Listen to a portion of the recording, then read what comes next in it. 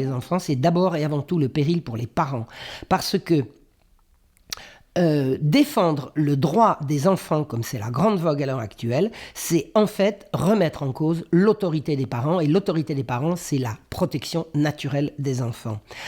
Le 20 novembre 1989, la plupart des États au monde ont signé la Convention des droits de l'enfant à l'ONU. Ça a été présenté comme une grande avancée. Je fais certainement partie des gogos qui y ont cru.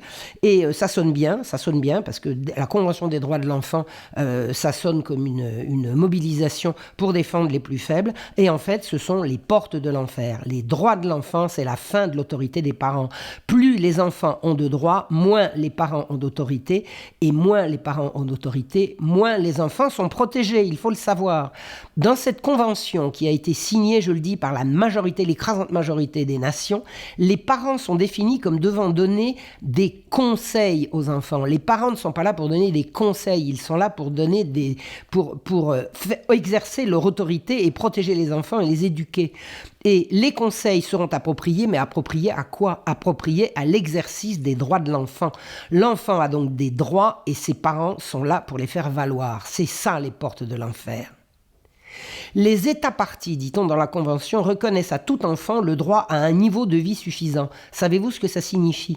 Ça veut dire que si les parents ne peuvent pas assurer à leurs enfants un niveau de vie suffisant, on est en droit d'enlever l'enfant aux parents pour le donner à ceux qui pourront lui donner un niveau de vie suffisant. C'est exactement ce qui se prépare, c'est exactement ce qui s'est passé. Souvenez-vous, il y a quelques années, souvenez-vous de l'affaire Elian Gonzalez. C'était pendant la présidence de Clinton aux États-Unis. En 1999, un petit garçon de 6 ans avait été naufragé avec sa mère entre Cuba et Miami et il avait été sauvé par les gardes-côtes et confié à la famille exilée aux USA. Cette famille cubaine assura à tout le monde, à tous les médias, à la police et à qui voulait l'entendre, qu'elle pourrait lui donner tout ce dont le petit avait besoin, c'est-à-dire des jouets sophistiqués, un très haut niveau de vie, etc. Et le père, lui, le réclamait au titre qu'il était le père et que c'est pas parce que la mère était morte que lui, le père, n'était pas vivant. Et le père a demandé à récupérer son petit. Eh bien, les arguments qui avaient été développés pour conserver le petit Elian Gonzalez dans sa famille de Cuba, c'était qu'elle pouvait lui accorder un niveau de vie suffisant. Alors, le président Clinton avait eu à ce moment-là la bonne attitude, parce qu'il y avait un jugement qui lui avait dit de le faire dans ce sens. Il a organisé un raid et le petit a été rendu à son papa. Pensez-vous qu'aujourd'hui, ce serait encore possible? Je pense que de plus en plus, ces choses-là seront devenues impossibles. On entend aujourd'hui des affaires épouvantable. On enlève des enfants à des parents aimants qui sont en souffrance et qui traversent des difficultés comme le chômage ou des crises sociales comme tout le monde en vit. L'enfant ne peut donc plus faire valoir ses droits au confort et à son niveau de vie. Quand ses parents sont au chômage, on les enlève. Et c'est l'enfant enlevé au nom de son droit à une vie meilleure. C'est épouvantable. Alors je redis ici quelque chose que j'ai déjà dit, non, je n'ai pas d'enfant, mais je ne serai jamais assez vieille pour ne pas me souvenir de mon enfance et défendre les enfants, c'est simplement défendre l'humanité. Et je tiens à dire également qu'avec toutes les difficultés que j'ai eues avec mes parents, et j'en ai compté, je me réjouis d'avoir eu un père qui avait de l'autorité et une maman qui avait de l'amour à revendre, et je ne considère pas qu'ils aient jamais bafoué mes droits aussi longtemps que j'ai été sous leur autorité. Quoi que j'ai à leur reprocher par ailleurs. Savez-vous qu'en vertu de ce droit de l'enfant, il y a une loi qui est passée en Angleterre et qui s'appelle le Children Act, c'est-à-dire la loi sur l'enfance, qui fait qu'on enlève désormais les enfants à la sortie du ventre de leur mère si les services sociaux ont déclaré que cette mère n'allait pas pouvoir donner à l'enfant ce dont il aurait besoin. C'est-à-dire que vous avez là maintenant un délit de pauvreté, on enlève les enfants de façon préventive au nom du Children Act, c'est-à-dire au nom des droits de l'enfant. Aujourd'hui, j'ai vu un reportage à ce sujet à la télévision française, les ferries entre l'Angleterre et la France accostent avec des femmes anglaises enceintes qui viennent accoucher en France où ça n'est pas encore comme ça. Ça n'est pas encore comme ça, mais pour combien de temps ça vient? J'ai rencontré à différentes reprises des femmes à qui on a enlevé leurs enfants de façon totalement arbitraire et abusive et qui se battent pour tenter de les ravoir. On enlève les femmes, on enlève les enfants à leurs parents quand ceux-ci sont en difficulté au lieu de les aider à surmonter ces difficultés. Or, il existe des droits des parents avant ceux de l'enfant. Alors bien sûr, il est de bon ton de dire, de répéter à l'envi, les parents, ils ont surtout des devoirs. Admettons, on est d'accord, mais ils ont également des droits, celui d'élever leurs enfants. Et c'est ce droit qui est protecteur de l'enfance. Et ce droit, c'est celui qu'on leur enlève. S'il n'y a plus de droit des parents, les enfants sont donc sans protection au nom de leurs droits. Et on va faire des enfants des délateurs. La loi sur la fessée qui vient de passer va faire des enfants les délateurs de leurs parents. On prétend que la loi interdisant la fessée ne sera pas contraignante. Si elle n'est pas contraignante, c'est pas une loi. C'est pas la peine de se cacher derrière son petit doigt. Interdire la fessée, c'est introduire un flic dans toutes les familles et faire de chaque enfant en conflit avec ses parents le délateur de sa famille. Une enquête réalisée sous le manteau en Suède a en fait révélé que les filles rêvent d'être infirmières, sages-femmes, maîtresses d'école ou esthéticiennes et les garçons chauffeurs routiers ou conducteurs de travaux. Tant d'efforts pendant tant d'années pour inculquer une pseudo-égalité que personne n'a demandé, pour changer les mentalités, finalement ça se solde par un échec. Une fille est une fille, un garçon n'est pas une fille. Or, cette prétendue égalité qu'on nous inculque, qu'on nous oblige à accepter, à considérer comme valable et comme souhaitable, la Suède l'a appliquée avant les autres. Or, la Suède est également le pays où l'interdiction de la fessée bat son plein et c'est abominable. Des parents affirment que même en rêve, ils n'osent même pas envisager l'idée qu'ils pourraient seulement lever la main sur leurs enfants. Alors comment font-ils pour en obtenir obéissance si un de leurs gamins fait un caprice? Eh bien, on le convainc et on discute et on passe sa journée avec eux à argumenter et l'enfant finit par les prendre pour des imbéciles. C'est ça qui se passe. C'est non, parce que c'est non, c'est comme ça, et que si tu ne comprends pas maintenant, tu comprendras quand tu seras grand, c'est ça l'autorité. Or, l'interdiction pratiquement de l'autorité, c'est qu'on va se mettre à négocier et à discuter avec des enfants qui vont vous faire tourner en bourrique, et malheur à la ville dont le prince est un enfant. Le plus terrible, c'est que ça se prépare chez nous. On organise pour prévenir la maltraitance des groupes de parole dans les écoles. C'est comme ça qu'ils font en Suède et c'est comme ça que ça va se passer chez nous.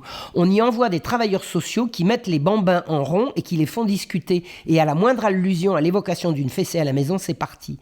J'ai vu notamment dans un reportage le cas d'une petite fille qui a dit dans une cour de récréation et à portée de l'oreille d'une surveillante que sa mère, la veille, l'avait menacée d'une fessée. La surveillante l'a dit à la maîtresse qui l'a dit à la directrice qui a appelé la police et le soir même, la petite fille était arrachée à sa famille et dormait dans un foyer. C'est ça qui se passe en Suède, c'est ça l'interdiction de la fessée, et c'est ça qui se prépare chez nous. Ce cas-là a été fortuit, mais dans les groupes de parole qui sont organisés par les services sociaux et qui vont faire le tour des écoles, on va pousser les enfants à raconter ce qui se passe à la maison, et au moindre indice, on envoie la police et on enlève les enfants aux parents. C'est comme ça que la Suède est un pays où les parents vivent dans la terreur, et bien c'est ça les droits de l'enfant. Or, le droit de correction pour les parents, c'est ça l'autorité. J'ai des amis qui étaient chez moi ce week-end et leur petit garçon a fait un énorme caprice pendant le repas. La main du père a traversé la table et elle s'est arrêtée juste à côté du petit, qui a compris et qui s'est calmé. Et là, je lui ai dit, si je prenais une photo et que je l'envoyais à qui il faut, demain, on vient chercher ton gosse et on te l'enlève. Pas demain, bon, admettons, l'année prochaine peut-être. Je voudrais dire également plusieurs choses à propos de l'avortement. Et je voudrais pour cela parler de moi. J'ai été, comme toutes les femmes de ma génération, pour l'avortement. Et vers l'âge de 30 ans, j'ai été confrontée à une grossesse que je n'avais pas désirée et que j'ai décidé d'assumer. Pourquoi ? Comme ça. Parce que je ne voulais pas avorter. Parce que j'ai décidé que la vie était là et que bienvenue la vie. J'ai refusé l'avortement.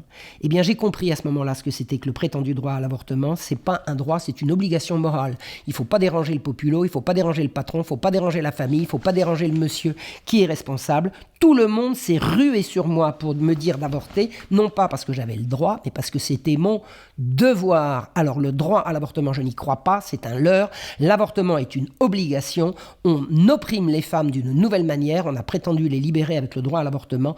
À l'heure actuelle, il y a une énorme pression sociale pour que les femmes avortent. Et j'ai trouvé un texte qui dit que l'avortement est en France une priorité nationale. Alors arrêtons de nous cacher derrière notre petit doigt. L'avortement n'est pas un droit, c'est une horreur et c'est une obligation dans laquelle on corsette les femmes. Il paraît qu'il existe aujourd'hui une journée mondiale de l'avortement. On ne parle plus du droit de donner la vie dans des conditions. Ça n'existe plus. Et la première question qu'on pose à une femme qui est enceinte, c'est « Est-ce que tu vas le garder ?» Comme si c'était véritablement une option. Mais la première option, c'est bien évidemment de le garder. Qu'est-ce que ça veut dire ? Je voudrais vous raconter une belle histoire. J'ai connu une jeune fille il y a de nombreuses années dans ma campagne, qui m'a raconté un jour avec des grelots dans la voix qu'elle était enceinte d'un homme qu'elle aimait mais qui était marié. Et elle m'a dit je l'aime, je ne l'aurai jamais, j'ai vraiment fait une faute, mais je peux pas avorter. Voilà, je peux pas avorter, on m'en fait pression pour que j'avorte, je ne veux pas. Je ne veux pas parce que bienvenue la vie, je ne veux pas parce que j'aime cet homme et que je ne peux pas tuer le fruit de cet amour. Donc je garde cet enfant. Je lui ai dit écoute, bravo ma grande, félicitations. Et voilà, alors elle avait les larmes aux yeux et elle a décidé de mener sa grossesse à terme. Puis alors à la campagne, au village. Quelques années plus tard, je l'ai rencontrée au bras d'un beau jeune homme qu'elle m'a présenté. C'était dans une manifestation paysanne. Et elle m'a dit qu'elle avait trouvé l'amour et que ce beau jeune homme qui était à son bras avait reconnu pour sien son bébé qui était devenu un beau petit garçon. Et elle m'a dit « Je suis heureuse, je suis heureuse, je suis heureux ». Et je pense souvent à elle.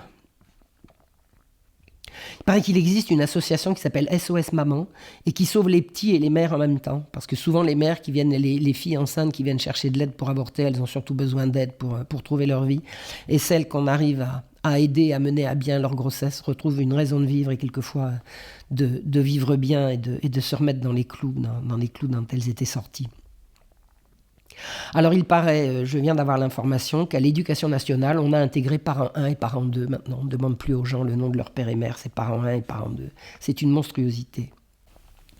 Nous avons parlé du suicide de Jeffrey Epstein et j'ai dit que je doutais terriblement, non seulement qu'il se soit suicidé, mais surtout qu'il soit mort. À mon avis, un certain nombre d'indices permettent de le soupçonner. Il est bien vivant et il est à l'abri. Et il collabore avec la justice, certainement un excellent moyen pour lui de se ménager de bonnes conditions de détention. En tout cas, une enquête a commencé et une perquisition a eu lieu dans son appartement à Paris, mais après le passage du majordome.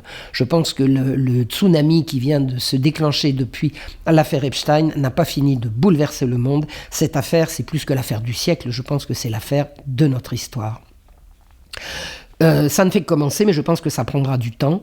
L'implication de Donald Trump dans l'affaire Epstein est une véritable plaisanterie. Toutes les photos qu'on a de Trump et Epstein ensemble datent d'au moins 20 ans. En plus de ça, Trump a toujours dit qu'il collaborait dans l'affaire Epstein. Donc s'il avait été... En plus, les efforts déployés pour obtenir l'empêchement de Donald Trump, vous pensez bien que s'il y avait le moindre soupçon qu'il est trempé dans des affaires de pédophilie, ça fait longtemps qu'on les aurait sortis. Donc impliquer Donald Trump comme faisant partie des complices de Epstein est une grossière plaisanterie. Je n'y crois pas une seconde. Maintenant, ce que je crois, c'est que l'affaire Epstein va bien au-delà de l'affaire des Clinton. Les révélations qui se préparent vont secouer le monde entier. En fait, ce que cache cette affaire, c'est susceptible d'ébranler la totalité de la classe dirigeante du monde entier, absolument partout, partout, partout. Le monde politique, financier, économique, intellectuel, religieux, toutes les religions sont concernées. Ça va jusqu'en Chine, qu'on pouvait imaginer à l'abri de ces turpitudes occidentales. Or, dans ces histoires, ce n'est pas du tout une question d'argent. L'argent, c'est le moyen.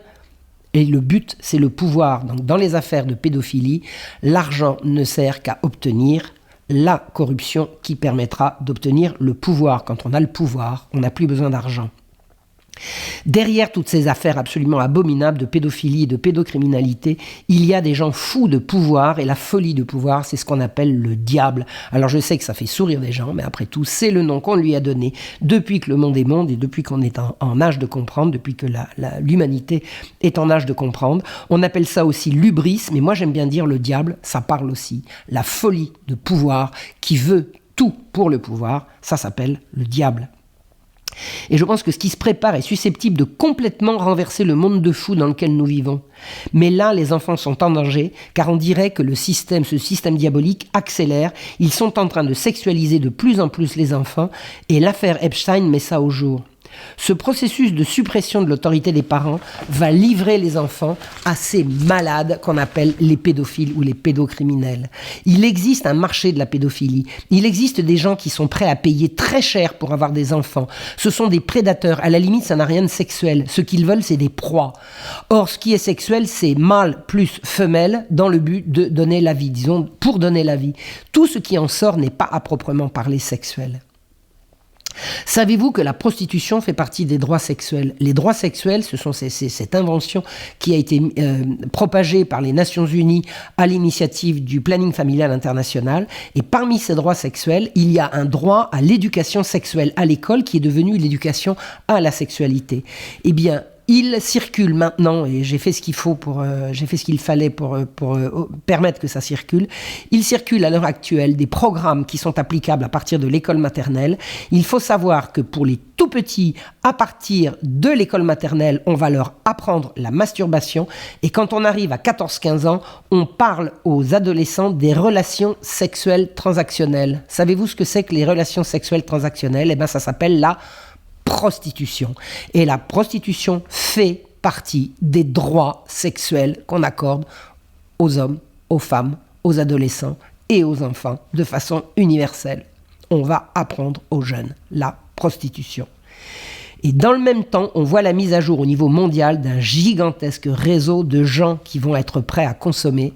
On est en train d'arracher les enfants aux familles pour les livrer aux prédateurs. Et maintenant, le programme est en plein jour. Avant de conclure, sur la promotion de l'homosexualité et du transgenrisme qu'on voit à l'œuvre absolument partout, d'où croyez-vous que vienne cette brutale promotion de l'homosexualité? Pendant des générations, l'homosexualité, c'est ce qu'on cachait. Maintenant, on la promeut à partir de l'école, à partir des petites classes. Eh bien, il faut savoir que d'abord, il y a eu, en 1948, le rapport Kinsey. Kinsey était un pédéraste qui jouait les époux modèles, mais c'était un pédéraste. Et il a grandement contribué à promouvoir l'homosexualité, puisqu'il a promu toutes les formes d'activité sexuelle, quelles qu'elles soient. Sans aucune restriction, sur aucune déviance. Donc ça, c'était 1948. En 1969, le Planning familial international a annoncé en interne aux professionnels de la santé qu'on se préparait à promouvoir l'homosexualité dans le monde entier au titre d'un nouvel ordre mondial en préparation. 10 ans plus tard, 1978 à Boston, a vu la naissance de l'Association des hommes amoureux des enfants, le NAMBLA, et ces gens-là se réclament de Kinsey, leur maître, promotion de la pédophilie. Et c'est à ce moment-là que sont apparues les marches de la fierté homosexuelle, qui également se réclament du grand Kinsey. En 1990, l'Organisation mondiale de la santé, une des agences de l'ONU, a retiré l'homosexualité de la liste des maladies mentales. Alors je ne suis pas là pour dire si c'est bien ou si c'est mal, mais ce retrait, il faut le savoir, n'a fait l'objet d'aucune argumentation médicale. Ça a été une argumentation uniquement politique. Alors admettons, mais si c'est politique et non médical, pourquoi est-ce que c'est l'OMS qui s'y est collé ?